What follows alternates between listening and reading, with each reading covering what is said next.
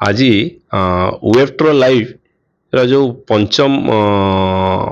Annual function fifth annual function जो थिला मु ता द्वारा बहुत प्रभावित हेली। प्रज्ञाजित दास जो युवक जनक जो डिजिटल इंडिया मोदी जी ताकू सफल कला भलिया युवक जड़े तो आज देखा जाउची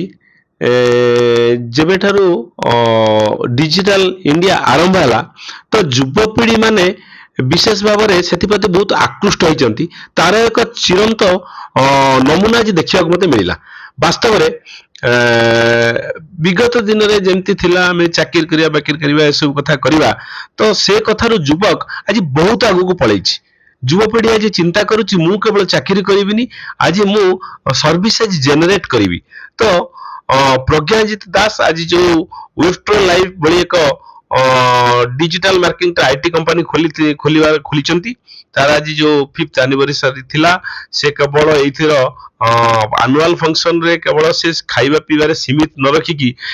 विभिन्न वर्गर लोक एथर सामिल करथिले जे सामाजिक भावे समाज को किछि किछि जिंस दौरान तर जो जड़े भल नाचुची जड़े भल गाउची जड़े भल आर्ट करुची एवं आउ जड़े संबलपुरी साड़ी की केमिति प्रमोट करुचंती आउ गोटे युवक आज छोट पिलाटी छात्र केबीर केंद्रीय विद्यालय छात्रटे आसीथिला से केमिति तार वेस्ट रु सब भल भल जिनिस बाहर करुची तो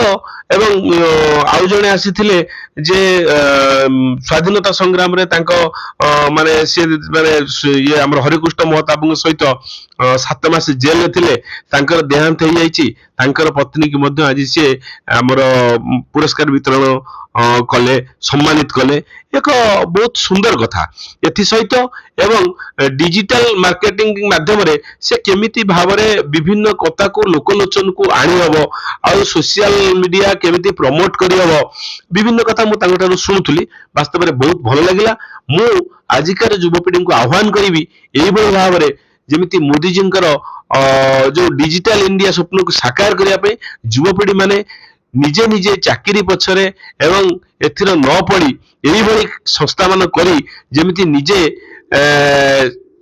आगु को बढ़िया सहित युवपीढ़ी को मार्गदर्शन समाज को दिग्दर्शन एवं देश लाभदायक हेबे एमती कथा को निश्चित भाव स्वागत करी आ धन्यवाद मत देवी।